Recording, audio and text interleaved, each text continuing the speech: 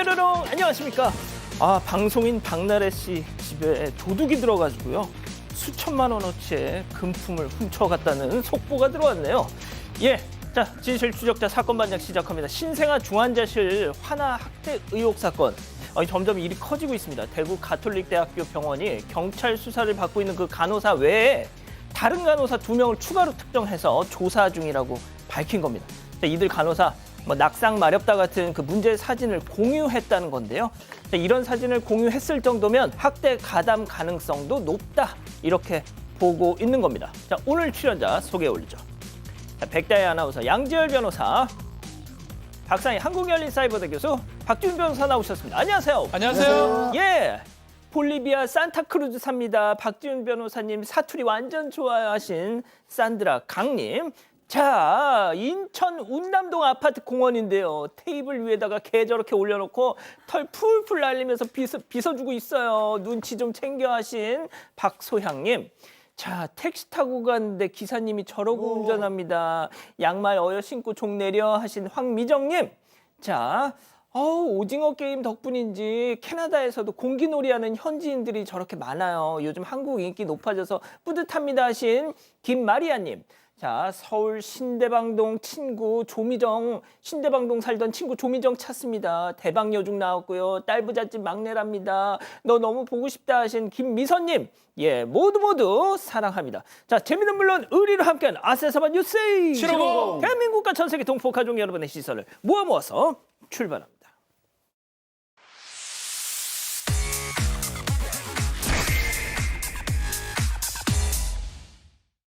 첫 번째 달려보죠. 사라진 중년 남녀입니다. 제목만 봐도 느낌 팍. 제보 영상 만나보시죠. 자, 저녁 시간 식당을 찾은 한 중년 커플입니다. 자, 남성은 양복에 서류 가방 착. 자, 여성은 코트에 스카프 딱. 자, 이제 곧 음식이 나오자 앞치마 이제 두르는 거 보세요. 그러면서 본격적으로 남녀 모두 앞치마 두르고 냠냠쩝쩝 시작합니다. 자, 이제 거의 다 먹는 것 같아. 냠냠쩝쩝 지금 하고 있네. 자, 이제 맛있게 음식 다 먹고 나갈 채비를 하고 있는데요. 자, 포장한 음식까지 전부 챙겨 들고. 자, 그런데 계산대는 포장한 아이고, 이쑤시개까지 챙겨 나가고 있는데 문제는 계산대는 하이패스로 그냥 지나쳤다는 거죠. 세상에, 먹튀하는 마당에 남은 음식 포장에 이쑤시개까지 아주 알차게도 챙겼다. 그러게 말입니다. 지금 보신 사건, 지난달 31일 서울 서초구에는 한 닭갈비집에서 벌어진 먹튀 사건인데요. 보신 것처럼 너무 멀끔한 중년 커플이 들어온 겁니다. 그렇게 들어와서는 처음에 1인분 시켰다가 나중에는 한 사람당 한 사람씩 주문해야 한다고 하니까 2인 세트에 소주를 시켰고, 그리고 먹고 나서 음식이 남았다고 해서 이 음식 포장용기까지 하나도 아니고 2개까지 챙겼답니다.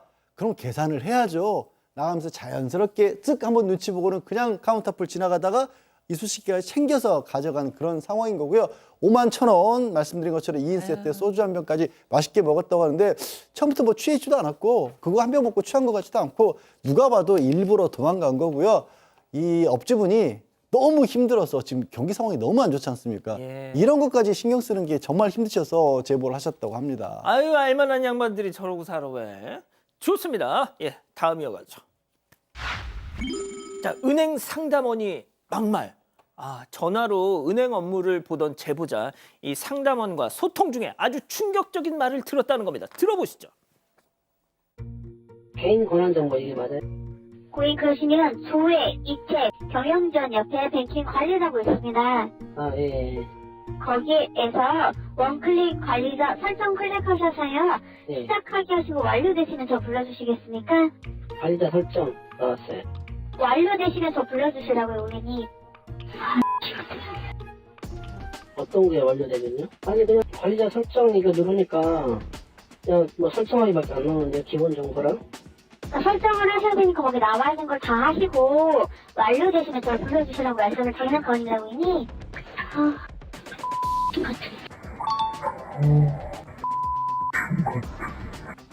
방금 뭐라 그랬어요? 귀신 같다 그랬어요? 예? 아니요, 고객님. 저 그런 말씀 드린 적이 없습니다, 고객님. 콜센터 직원분들 힘드신 거 알죠? 세상에 진상들이 좀 많습니까? 아니 그런데 이 경우는 아니잖아요. 그런 것도 아니잖아. 다 들리게 또 말하면 어떡해 그걸. 네, 바로 어제 40대 제보자가 은행 업무 중에 겪었던 일이고요. 제보자는 어제 오전에 이체 한도를 풀기 위해서 은행 고객센터로 전화를 걸었습니다. 이 상담원은 은행 어플 방법을 설명하고 있었던 상황이었는데요. 그런데 서로 보고 있던 화면이 달라서 이 제보자가 버벅대고 있으니까 상담원이 2번이나 욕설을 한 겁니다. 처음에는 아주 조용하게 욕설을 해서 제보자는 잘못 들었나 이렇게 생각을 했다고 합니다. 하지만 이후에도 다시 욕설을 한 소리가 들렸고요. 제보자가 지금 무슨 말했냐 이렇게 따지니까 발뺌을 했습니다. 다행히 제보자 휴대전화에 자동 녹음 기능이 있었는데요. 전화를 끝내고 통화 녹음을 들어보니까 욕설이 선명하게 들리는 걸 확인을 했습니다. 제보자는 곧바로 은행 홈페이지 고객 게시판에 녹음 파일과 글을 올렸는데요. 이후 다른 관리자가 전화가 와서 녹음 파일 다 들었다, 다 맞다면서 욕설을 인정했고 직원 교육을 제대로 못 시켜서 죄송하다 사과했다고 합니다. 아 근데 저 직원분도 정말 시침이 딱 되는 게 아주 그냥 저 그런 말 한 적 없는데요. 아우. 녹취 파일이 있었기 때문에 뭐 그 욕설이 그대로 드러났는데 욕설한 상담원한테 2번 전화가 왔다고 합니다. 다른 관리자가 사과를 했다고 하고요. 이제 사실은 습관적으로 말이 나왔다, 욕설한지 몰랐다고 하는데 그렇지는 않을 것 같아요. 이게 습관적으로 나올 수 있는 그런 유형의 욕설은 아닙니다. 다른 유형의 욕설, 그 사람을 들으라고 했던 욕설로 읽혀지기 때문에 그런 건 아닌 걸로 보이고 만약에 진상일 경우에는 어떻게 할까요? 진상이라도 욕설하면 안 되죠. 수학이 가리고. 가리고 하죠. 예. 가리고 하겠어요. 안 할 것 같은데 어쨌든 그 사람 대상자한테 욕설을 한 거 아니겠습니까? 이게 자기 혼자 하는 욕설이 있고 들으라는 욕설이 있지 않습니까? 이건 누가 보더라도 남의 들으라는 욕설이기 때문에 일단은 그렇게 얘기를 합니다. 자기가 실수했기 때문에 팀원들이 피해를 볼 수 있다. 용서해달라. 2번 전화를 했다고 합니다.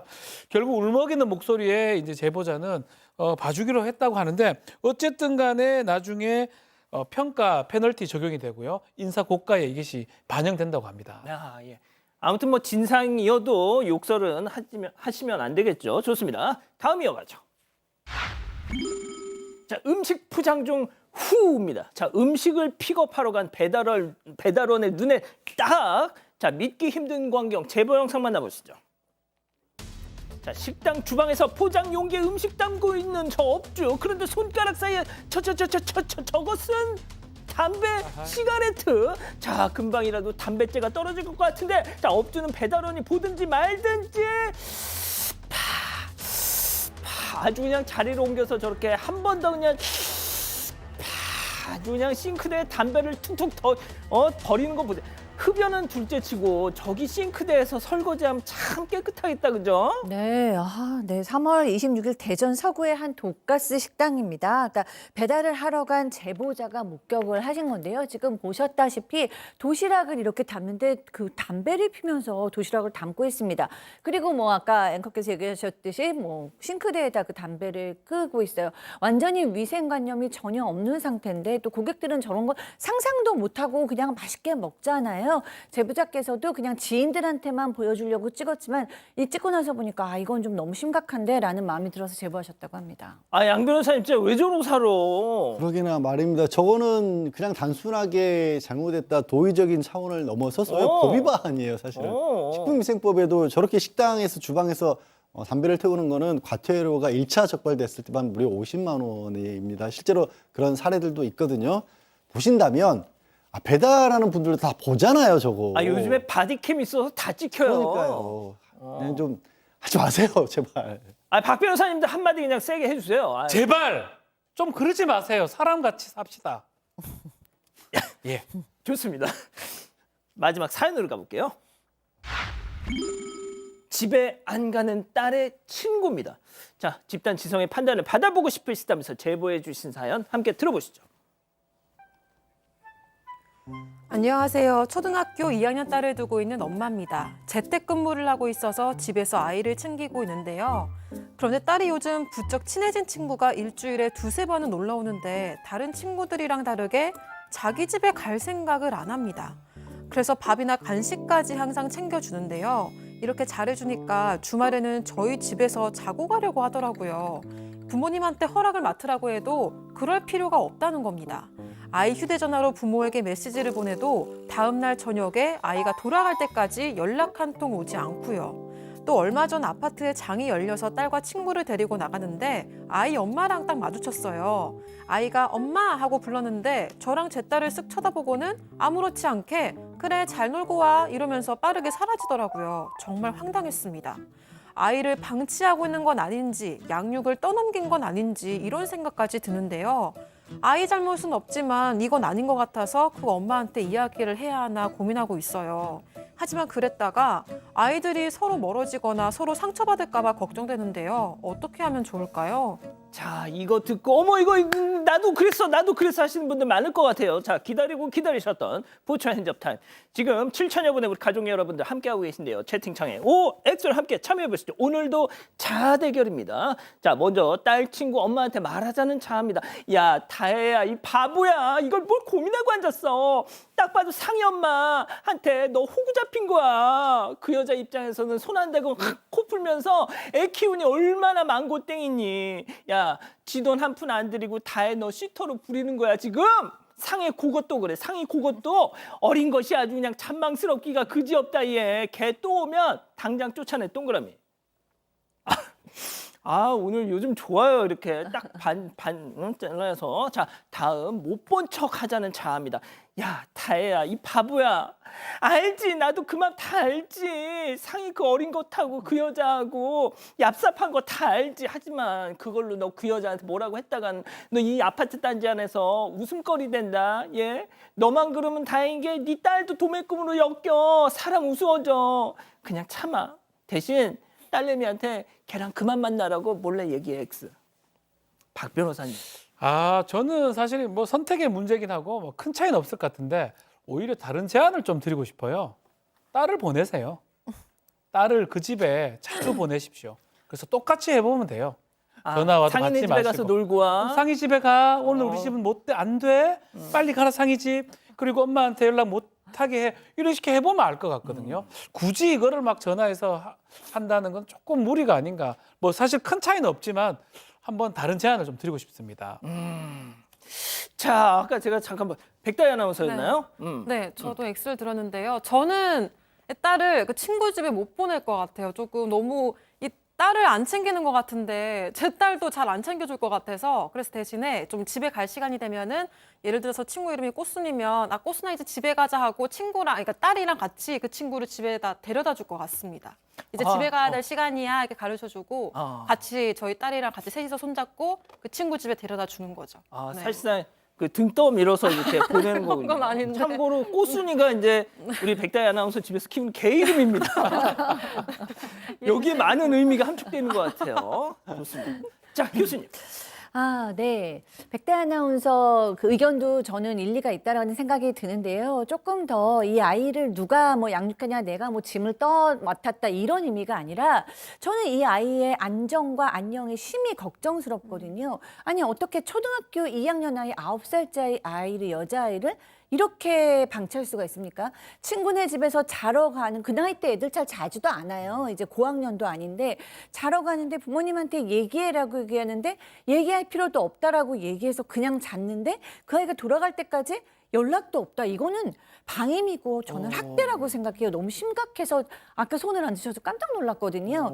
그리고 이 아이들의 사이를 걱정하셨는데 이 아이가 방치되고 학대되는 거라면 이 꽃순이 아이에게도 너무 위험하고 사실 내 아이한테도 그닥 좋은 영향은 못 끼친다고 생각을 해요. 그래서 엄마가 어른이기 때문에 사랑으로 아이도 키우지만 보호할 책임도 옆집 아이도 내 친구의 아이도 좀 보호할 필요가 우리가 있다.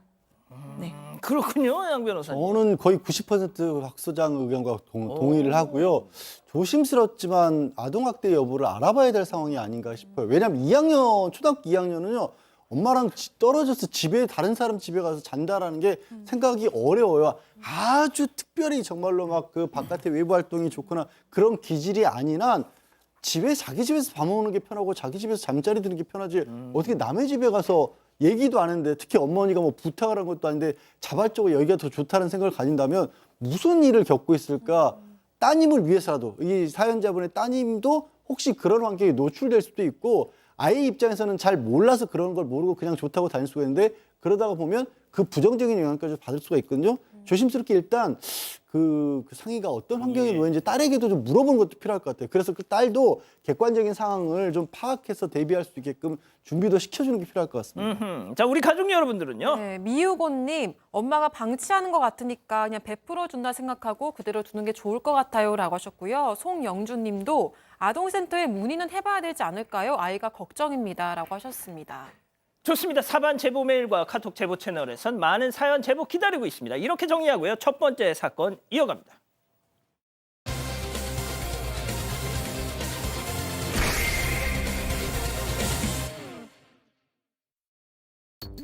늦은 새벽 손님을 태우고 운행 중인 택시 안입니다. 그렇게 한참을 운행하던 중 택시기사는 자신의 가방이 사라졌다는 걸 알게 되는데요. 어제 택시 탄 사람인데 택시기사인데 내가 가방을 왜 갖고 내리냐고. 가방을 갖고 가방 갖고 내렸잖아요. 여기 카메라에 다 찍혔어. 대체 이날 택시 안에서 무슨 일이 있었던 걸까요? 자, 중국 청주에서 택시를 운행하는 아까 그 목소리 주인공 기사님이 제보해 주신 사건이네요. 네, 지난해 11월에 있던 사건인데요. 기사님께서 새벽 운행을 하셨다고 합니다. 그런데 이제 택시 플랫폼에 꼴에 떠서 어떤 여자분을 태웠어요, 새벽에. 그런데 그 여자분이 자기가 멀미를 해서 뒷자리에는 못 타겠다고 자기 앞자리에 타고 싶다 그랬습니다. 근데 그 앞자리에는 원래 기사님 가방이 있었어요. 그래서 여기 앞에 타세요 하면서 그 가방을 뒷자리로 옮겼습니다. 그리고 이제 이 운전을 해서 이 여자분을 내려드렸어요. 그런데 갑자기 내 가방 참 뒤에 있지? 그런 생각이 들어서 가방을 가지려고 딱 뒷자리를 보니까 그 가방이 감쪽같이 없어진 거예요. 그래서 아무리 봐도 찾아봐도 없는데 사실 그 가방에 현금 209만 원이 있었다고 합니다. 그래서 깜짝 놀라서 바로 지구대로 달려가셨습니다. 자, 여성 손님이 조수석에 앉는다고 해서 조수석에 놨던 본인의 가방을 이렇게 뒤쪽으로 이렇게 탁 옮겼는데 내려다 주고 딱 보니까 가방이 없네? 근데 그 가방에는 돈이 200여만 원이 있네? 그렇죠. 그렇지만 택시는 뭐 요즘 거의 다 블랙박스가 촬영이 됩니다. 다만 블랙박스를 좀 확인하는 게 좀 어려워서 지구대에 이것을 가져갔고요. 지구대에서 블랙박스 영상을 틀어보니까 웬 여성이 타더만 원래 탈 때는 저렇게 종이 가방을 가지고 탔는데 내릴 때 모습이 좀 확인됩니다. 내릴 때는 발 밑에 있는 검정색 가방을 그대로 이렇게 가지고 그렇게 가지고 내리는 모습이 찍혀버렸습니다. 그래서 이제 영상을 봤던 경찰들이 이렇게 내렸습니다. 영상을 가지고 내렸는데 찾았습니다. 현행범입니다. 이 사람 이렇게 얘기를 했다고 합니다. 내리는 모습도 좀 보겠습니다. 네. 이제 가방을 들고 내릴 것 같은데요. 검은 가방. 지금 들고 요걸 들고 내리죠. 예. 원래는 종이 가방이었는데 검정색 가방을 가지고 2개 갖고 내리는 모습 확인이 됐습니다. 왼손에 이제 본인이 들고 왔던 종이 가방은 그거대로 들고 나가고 네. 바닥에 놓여져 있던 검은 가방, 기사님 가방을 들고 내렸다. 빨리 그러면은 연락해야죠. 일단 저 손님을 어떻게 찾을 것이냐 연락할 수 있는 방법을 찾아봤는데 뭐 이 기사님 처음부터 꼭 처벌해야겠다 이런 게 문제가 아니라 돈만 좀 찾고 싶었다라고 하십니다. 딸 자식 뻘이라 뭐 이런 생각이 드셨어요. 근데 경찰에서 이제 손님 개인정보를 알 수가 없으니까 그거 알려면 한 수사기관을 정식적으로 찾으면 일주일에서 보름 정도 걸리고 근데 이게 택시 플랫폼으로 받았으니까 직접 연락을 한 건 아니잖아요. 예. 어떻게 하나라고 찾고 보니까 택시 플랫폼에서 하루에 이렇게 2번 정도 이렇게 손님 내린 사람을 안심번호를 통해서 연락할 수 있는 방법이 제도가 마련이 돼 있었다라고 합니다. 기사분들 급한 사정이 있을 수 있으니까 그런 걸 마련해서 연락을 했고 결국 저 절도 사건 이후 15시간 만에 통화가 됐습니다. 자, 이 절도 용의자 손님과 이 기사님의 통화 내용 직접 한번 들어보시죠. 내가 가방을 왜 갖고 내리냐고. 가방을 갖고 내려요? 가방 갖고 내렸잖아요. 여기 카메라에 다 찍혔어. 빨리 가서 갖고 와. 그러면 내가 다 용서해주지만 안 그러면 내가 다 맘대로 할 거니까.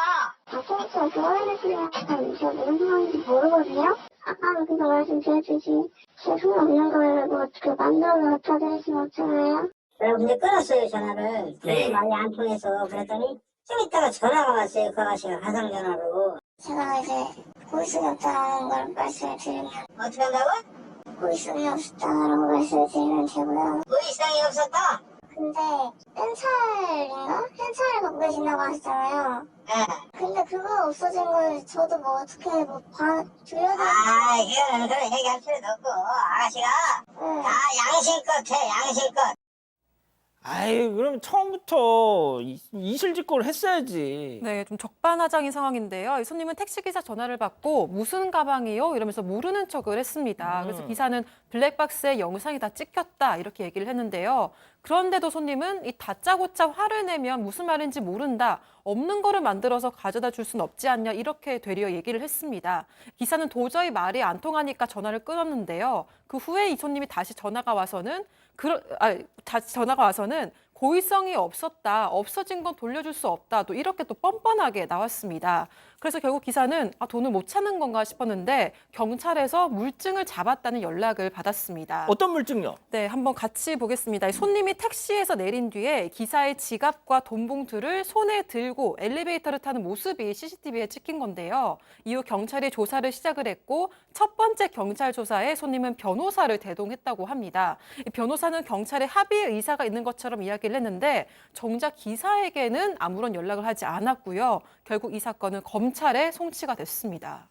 자, 그 지갑과 돈 봉투를 손에 들고 엘리베이터에 타는 모습이 앞서 보신 것처럼 CCTV에 찍힌 겁니다. 자, 택시 기사님은 이제 다 해결되겠거니 했는데 이 사건 전혀 예상치 못한 방향으로 흘러가더라. 체크포인트 짚어보죠. 자, 내가 벌금 내준 꼴이다. 이게 무슨 얘기인지 기사님 얘기 들어보시죠.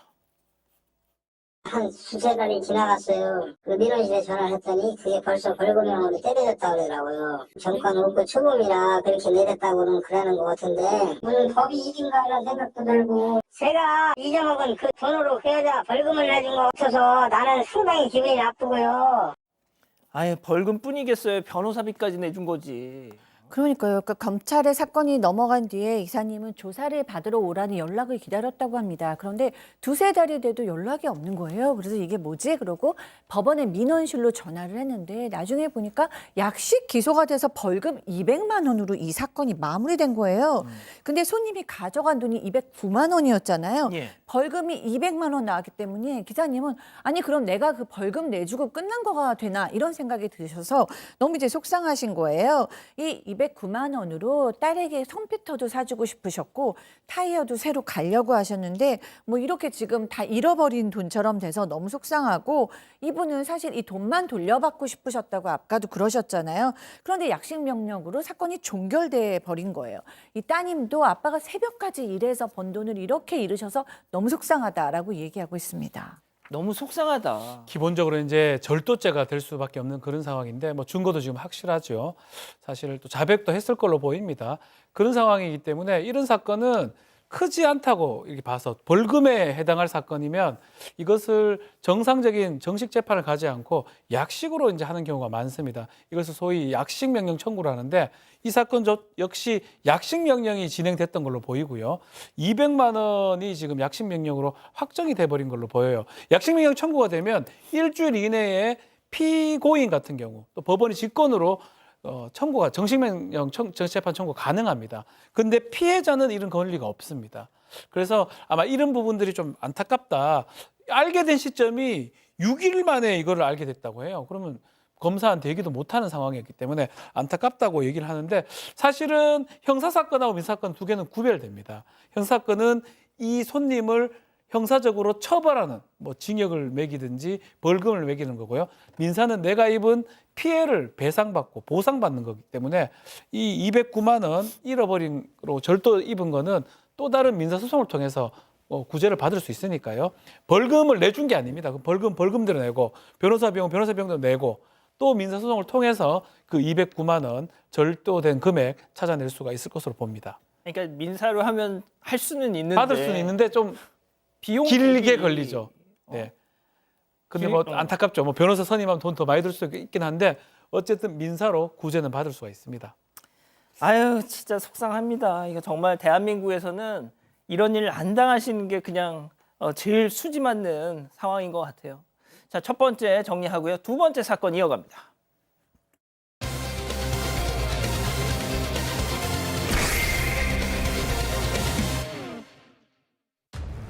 성매수자 행세를 하며 성매매 여성을 찾아가 유튜브 라이브 방송을 진행한 40대 남성이 재판에 넘겨졌습니다. 남성은 성매매 근절을 위한 행동이었다고 주장한 걸로 전해졌습니다. 전국을 돌며 벌인 기막힌 범행을 따라가 봅니다. 참 별일이 다 있습니다. 한 40대 유튜버가 오피스텔에서 성매매하는 이 여성을 찾아가서 뭐 막 카메라를 막 들이밀면서 말이죠. 라이브 방송을 했다. 자, 그런데 그때는 뭐 또 본인의 정체를 숨겼다고요. 네, 맞습니다. 이 40대 남성은 지난해 12월과 올해 1월 세 차례에 걸쳐서 성매매 여성을 찾아가서 영상을 촬영하고 실시간 방송을 진행을 했습니다. 이 본인을 성매수자로 속이고 성매매 여성을 찾아간 건데요. 이 현장에서 갑자기 이런 상황을 알게 된 성매매 여성은 황급하게 몸과 얼굴을 가리면서 오피스텔 구석에 숨기도 했습니다. 남성은 이 모습까지 촬영한 영상을 라이브 방송에 그대로 내보내면서 시청자들에게 여성이 어디 있는지 찾아보라 이렇게 얘기를 하면서 상품을 걸기도 했습니다. 그리고 방송 화면 우측에 후원금 계좌를 올려놓고 후원금을 받기도 했는데요. 실제로 방송을 보면서 후원을 하는 사람도 있었다고 합니다. 저 짓을 하면서 후원금까지 받아가면서 진행한 그 라이브 방송 잠깐 보고 오시죠. 여기요. 나와보세요. 나와보시라고요. 예? 안 나오시면 촬영합니다. 예? 아가씨. 일로 와봐요. 어허, 일로 와봐. 그 핸드폰 만지면 공범으로 신고할 거예요. 여기 무슨 분야예요? 여기 지금 저는 이 성매매 근절 콘텐츠를 진행하고 있는 유튜버고요. 성매매 근절 콘텐츠? 예. 성매매 알선을 조장하는 인터넷 사이트를 보고 예약을 하고 이렇게 잠입해서 성매매 하는 곳인지 확인했고 그래서 신고하게 됐습니다. 여기는 어떻게 오신 거예요? 라고 묻는 사람이 경찰인데 자, 경찰 앞에서도 저는 성매매 근절 좋은 일 하는 유튜버다. 그렇습니다. 본인이 이제 저렇게 촬영하다 도중에 경찰에 신고를 했고 출동한 경찰에게 저렇게 얘기를 하면서 본인은 성매매 근절 콘텐츠를 진행하고 있는 유튜버 그게 무슨 뭐 특별하게 국가에서 권한을 준 행위인가요? 그럴 수가 없지 않습니까? 그러면서 이게 공익 목적이라고 주장을 했다라고 하는데 저 사람이 저런 식으로 뭐 서울 강남, 청주 이런 데를 돌아다니면서 여러 군데를 저렇게 찍고 다녔다라고 하고요. 그리고 이 말씀드린 것처럼 무슨 권한이 있는 경찰이 잠입수사를 할 때도 저렇게는 안 하거든요. 권한이 있는 사람도 아니고 저 상대방인 성매매 여성 같은 경우 잘한 건 아니지만 저렇게까지 창피를 줄 수 있는 권한은 더더군다나 없습니다. 그리고 집안을 자기가 뭔데 막 집안을 주거 수색을 하겠습니까? 명예훼손에 주거 수색에 그리고 또 이 저기 사람 못 나오게 사실상 가두는 그런 상황인데 감금명령까지 적용을 해서 경찰에서 구속시켰습니다.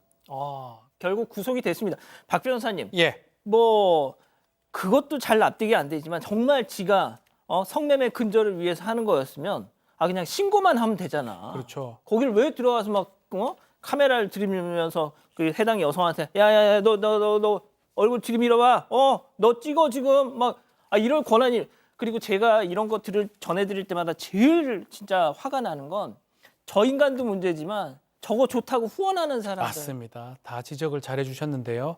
일단은 성매매 근절을 어떤 명분으로 삼긴 삼았지만 저 가장 우상단에 보세요. 자, 눈에 띄는 거죠. 돈입니다. 돈. 후원 순위 매겨주죠. 결국은 후원금을 받으려고 하는 거. 결국 돈이 목적이 아닌가 이 가능성이 커 보이는 그런 상황이고요. 실제로 이런 불법 행위를 통해서 신고는 사실 어려워요.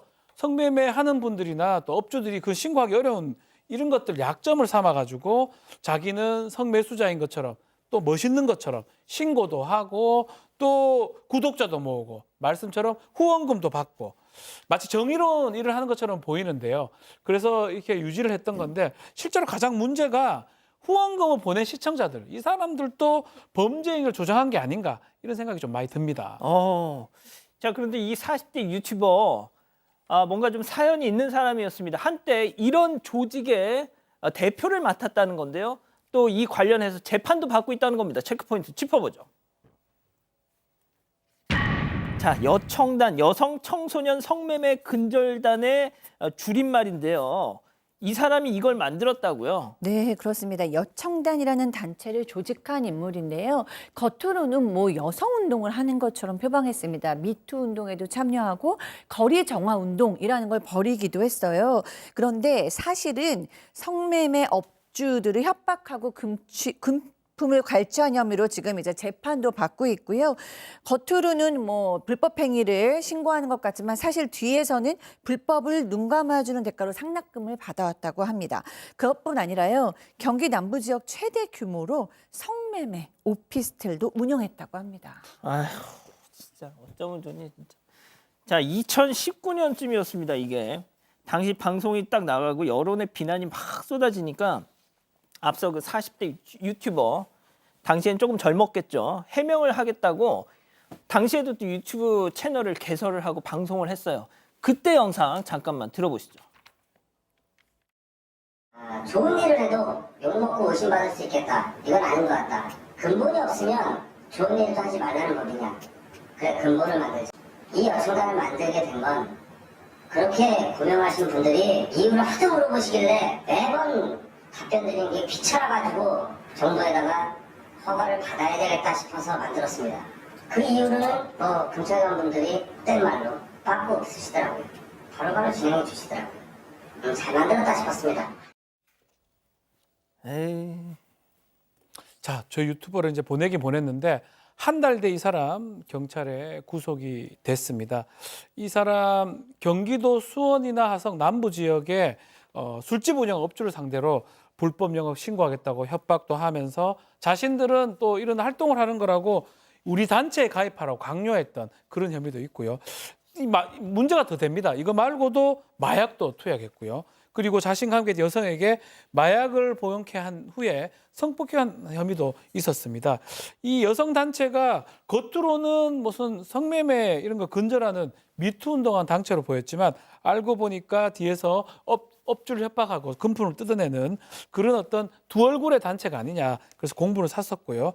경찰에 결국은 성매매 자폭단으로 불리기도 했었는데 이 남성 공동 협박, 공동 강요, 업무방해, 마약, 성폭행 등으로 2심에서 징역 3년 6개월 실형을 선고받았습니다. 와, 근데 우리 가족 여러분들은 지금 채팅창 보니까 이 사람이 누군지 다 아시네요. 저희가 저렇게 뿌옇게 블러를 쳐놨는데도 이 사람이요.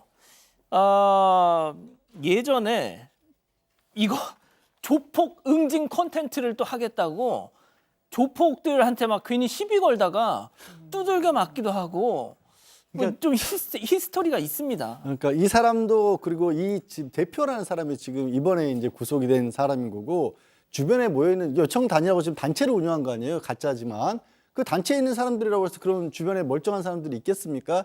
이른바 간부라고 불리는 사람도 비슷한 문제를 저지르고 있는데 그중에 대표적인 게 강남 학원가 마약 사건 기억나시죠? 정말 질이 좋지 않은 그런 학원가에서 학생들에게 음료에 이 마약 성분이 든 음료를 주고 그걸 마시도록 한 다음에 부모들을 협박해서 돈을 뜯으려 했던 정말 어처구니 없는 범죄였는데 그때 그 함께 여성단 대표 재판 넘길 때 함께 재판에 넘겨진 20대 남성이 그 강남 학원가 마약을 또 벌였던 거고요. 그리고 그때 이제 이 뭐라고 해야 되지 그 주범인 대표 격 말고 다른 그러니까 이 이른바 국내 모집체 역할을 했던 그 사람도 이 여청단에서 활동을 했던 인물로 알려졌습니다. 그러니까 이 여청단이라는 이름을 만들어 놓고 같이 주로 활동했던 사람들이 비슷비슷한 문제를 끊임없이 일으키고 있는 거고 일단 이번에 구속된 대표 같은 경우에는 아까 3년 6개월 실형 선고받은 지 3년이 지나지 않은 상태에서 또 구속됐잖아요. 법정형이 2배로 늘어난 상태에서 재판을 받게 됩니다. 누범이니까. 그렇군요. 알겠습니다. 자, 두 번째 사건 정리하고요. 별별 상담소 이어갑니다.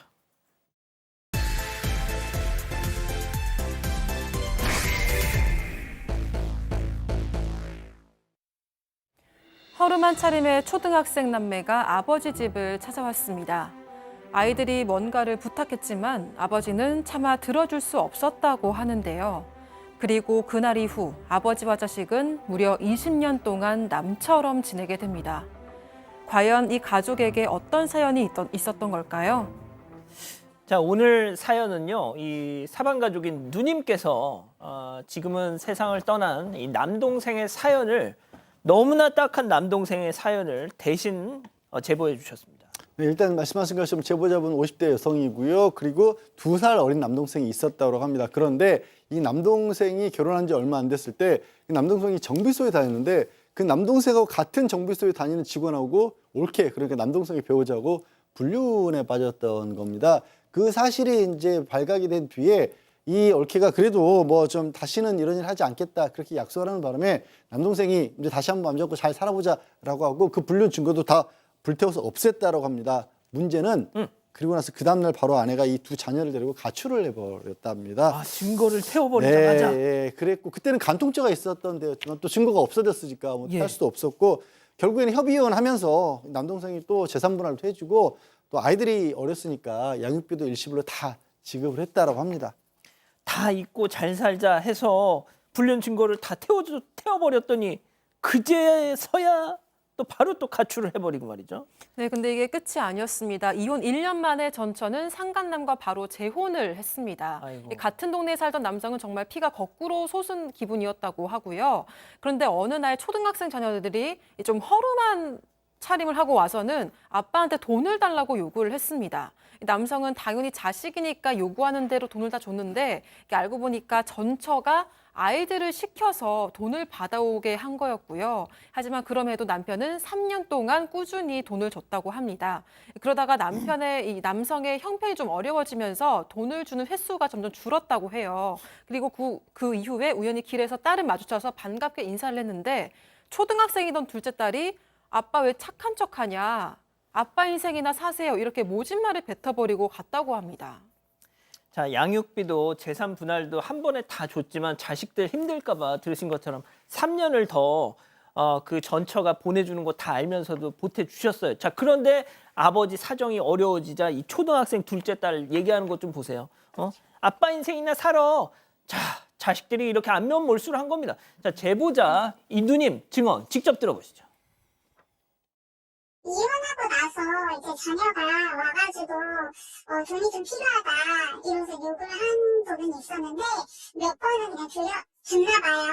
일주일 동안 자식이 이제 돈이 필요하다고 하니 근데 이제 알고 봤더니 시켜가지고 돈을 달라고 했던 부분이다.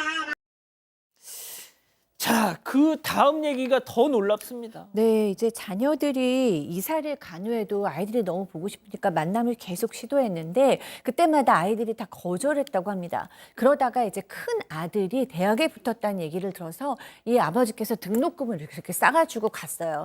그런데 거기서 이제 등록금은 받으면서 뭐 이렇게 나한테 연락하지 마셔라. 이제 각자 살자라고 얘기하면서 뭐라고 얘기하냐면 이렇게 저한테 연락하시면 우리 아빠한테 너무 죄송하다. 그러는 거예요. 상간남? 그 상간남을 도리어 아빠라고 얘기를 하고 이 진짜 아빠는 연락도 하지 마라. 각자 인생을 살아라.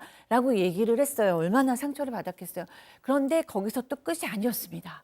조금 더 시간이 지난 이후에 그 이름의 성을 그 상간남이랑 바꾸겠다고 이제 소송을 건 거예요. 그래서 아이들이 너무 냉정하게 이름도 성도 바꿔버린 거예요. 그런데 이 돌아가신 이 동생분께서 아이들이 상처를 받을까봐 전처의 불륜을 한 번도 얘기한 적이 없었대요. 그래서 그런지 아이들 끝까지 냉정하고 결혼식 때도 이 진짜 아빠가 아닌 상간남을 혼주 자리에 세웠다고 합니다. 야, 박 변호사님 결국 말씀드렸지만 이 제보자분의 남동생분, 지금 이 사연의 주인공분은 돌아가셨어요. 맞습니다. 남동생 10년 전부터 투석을 받았다고 하고요. 건강이 상당히 안 좋아졌다라고 합니다. 그 상황에서 제보자 역시 남편을 잃고 자녀들을 홀로 키우고 있었는데 동생 집 근처로 이사를 가서 옆에 수발도 많이 들고 있었고 특히 아이들이 제보자 아이들이 외삼촌인데 아버지 해서 따랐던 것 같습니다. 그래서 나중에 이 제보자 아이들의 결혼식 날 남동생이 사망한 매형 대신에 혼주 역할도 했다라고 합니다. 그러다가 결국은 병세가 안 좋아져서 사망을 이제 하게 되기 전에 자식들을 불러줄까 얘기하니까 동생이 하는 말이 됐다라고 거절했다고 하고요. 결국 남동생 얼마 전에 세상을 떠났다고 합니다. 자, 뭐가 됐든 친부잖아요. 친부가 돌아가셨어요. 그런데도 눈 하나 깜짝하지 않았습니다. 제보자는 가장 먼저 남동생의 큰아들에게 연락을 했습니다. 사망 소식을 전했는데요. 그러자 큰 조카는 단번에 내가 왜 거기를 가냐 이렇게 충격적이게 반응을 했습니다. 둘째 조카도 장례식과 먼 지역에서 살아서 갈 시간이 없다 이렇게 좀 차갑게 이야기를 했는데요. 결국 제보자가 그래도 친자식들인데 정리해야 할 서류가 있다면서 간곡히 부탁을 했고 그제서야 큰 조카가 잠시 장례식에 얼굴을 비췄다고 합니다. 하지만 큰 조카는 이 오로지 사망한 아버지에게 빚이 있는 건 아닌지 이런 걱정을 하는 기색이었다고 하고요. 아, 그것도 또 넘길까 봐. 네. 그래서 결국 큰 조카는 20년 넘게 연락하지 않았고 서로 가족이라고 생각 안 할 거다. 모든 재산 상속은 포기할 테니까 앞으로는 연락하지 마라. 이런 이야기를 남기고는 장례식에 온 지 30분도 안 돼서 그냥 가버렸다고 합니다. 자, 그런데 갑자기 이 아들, 딸, 자식들 태도가 돌변하게 하는 뭔가 한 가지 사실이 있었습니다. 일단 제보자분의 돈을 좀 보태서 남동생이 아파트를 하나 마련할 수 있도록 그렇게 도와줬다고 합니다. 그런데 시간이 흘러서 지금은 그 아파트가 5억이 넘는 꽤 큰 값이 됐다라고 해요. 근데 제보자분은 다른 생각이 없이 아파트를 정리하다 보니까 남동생이 그 자식들 물건하고 사진을 그때까지 보관을 하고 있더라는 겁니다. 평생 잊지를 못했던 거잖아요. 너무 마음이 안 좋아서 그 아버지 가시는데 살던 집이라도 한 번만 보고 가라. 이렇게 이제 조카들에게 부탁을 한 겁니다. 그런데 그걸 보러 아파트에 왔는데 이제 아파트를 본 거잖아요. 갑자기 그 조카들의 입장을 바꿔가지고 상속 받을랍니다라고 입장을 바꿨다라는 거예요.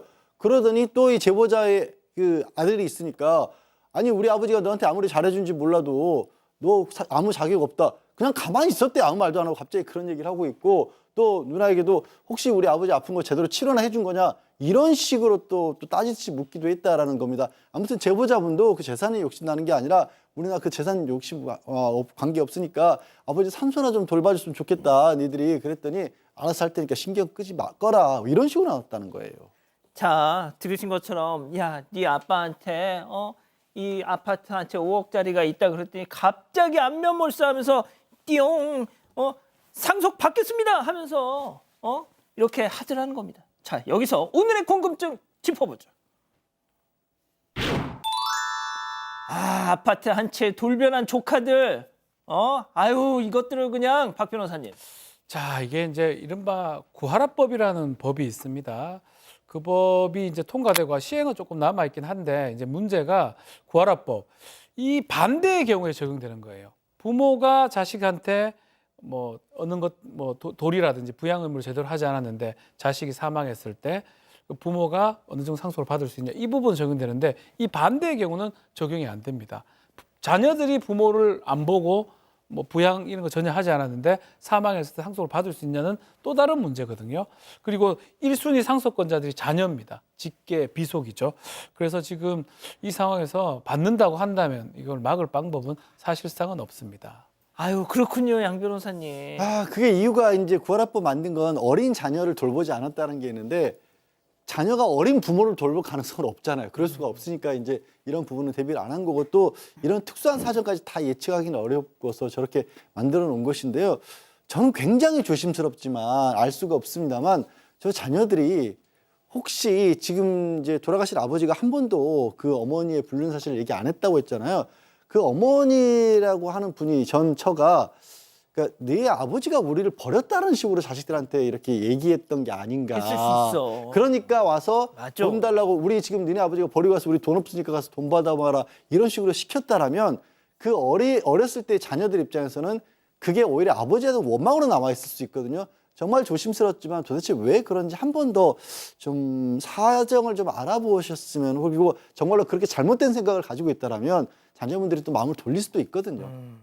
교수님 진짜 그런 것 같아요, 저도. 그러니까 저도 이렇게까지 아이들이 친아빠한테 적대적인 것은 쉽지 흔하지 않기 때문에 뭐 두 가지 이유가 있을 수 있죠. 우리가 모르는 아이들이 아빠에 대한 뭐 아픔이 있거나 서러움이 있을 수도 있죠. 근데 그거보다는 훨씬 큰 비율로 양 변호사님이 얘기하신 대로 어떤 아빠에 대한 굉장한 오해를 가지고 있을 수 있는데 이 엄마가 이 아빠를 적대시하도록 선과 악의 구조로 악한 사람으로 만들어놨을 확률이 높아요. 왜냐하면 지금 아이들하고 헤어졌을 때 아이들이 너무 어렵고요. 그다음에 어린 아이들이 와서 아빠한테 이렇게 돈을 달라고 이렇게 얘기하는 게 별로 쉽지가 않거든요. 그런데도 그렇게 얘기를 했고, 그다음에 아이들이 성을 바꾼다거나 결혼식에 아빠를 부르지 않는다거나 장례식도 가지 않겠다고 하거나 이런 것들이 굉장히 좀 의외적인 비인상식적이기 때문에 적대적이기 때문에 그렇게 아빠를 좀 악한 인물로 만들어 놨을 가능성이 높다고 생각이 듭니다. 그렇군요. 자, 우리 가족 여러분들 뭐라고 하십니까?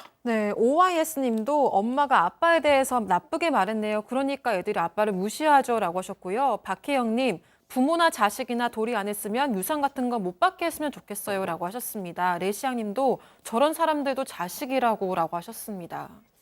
자, 별별 상담소 이렇게 정리하고요. 글로벌 픽 이어갑니다.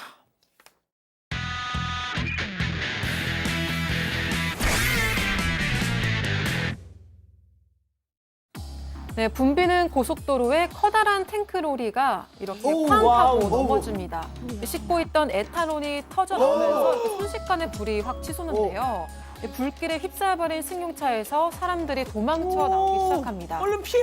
네, 놀란 차들도 슬금슬금 후진. 뒤로 물러나 보지만 점점 불이 번져오면서 오. 다른 차들까지 위협하는데요. 와. 결국 사람들은 차를 버려둔 채 도로 끝까지로 뛰어, 서둘러서 도망치고 오. 있습니다. 오. 이 화마가 휩쓸고 간 도로에는 완전히 타버린 차의 뼈대만이 처참하게 남아있는데요. 야. 네, 고속도로 모퉁이를 돌던 탱크로리가 넘어지면서 발생한 이 사고로 무려 차량 25대가 피해를 입었습니다. 와우. 다행히 탱크로리 운전자와 그의 아내를 포함해서 부상자 5명에 그쳤다고 합니다. 다음 이어갑니다. 와우. 자, 놀이기구가 정말 격렬하게 앞뒤로 빙글빙글 돌면서 크게 무서워. 회전까지 하고 있습니다. 공중에서 연속으로 몇 바퀴를 돌았는데 그 순간 자, 끝에 남성을 보세요. 끝에 남성. 어디 끝? 다리가 밑으로 쑥 빠졌습니다. 안 돼. 놀이기구가 그대로 도는데 돌면 안 돼, 돌수록 안 돼, 안 돼, 점점점 안 돼, 미끄러지는 안 돼. 남성. 대롱대롱 매달린 채 간신히 버티고 있지만 결국 바닥으로 뚝 떨어지고 맙니다. 그랬잖아. 다행히 남성은 분짝 구조돼서 병원에 이송됐다고 하는데요. 목격자에 따르면 안전벨트가 제대로 고정되지 않은 게 아우. 사고의 원인이었다고 합니다. 다음 이어갑니다. 자, 텅 빈 인형 뽑기 기계 안에 보세요. 왜 아이가 들어가서 분작이 움직이고 있습니다.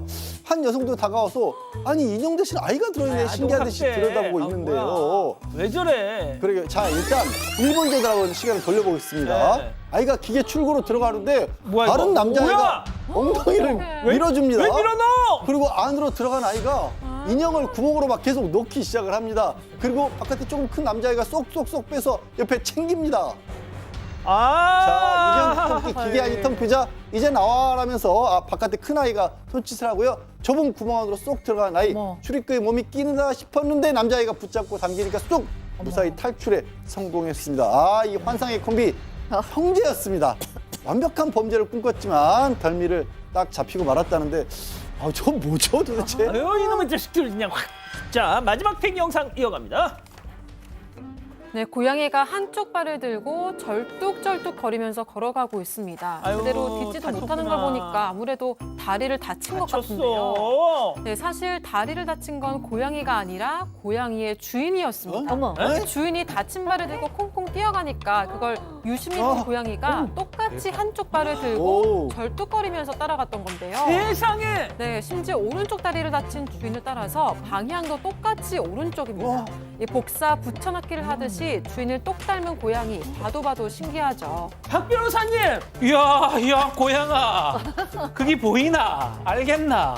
대단합니다. 이야. 와우. 신기합니다. 글로벌 팩 이렇게 정리하고요. 잠시 뒤에 돌아오겠습니다.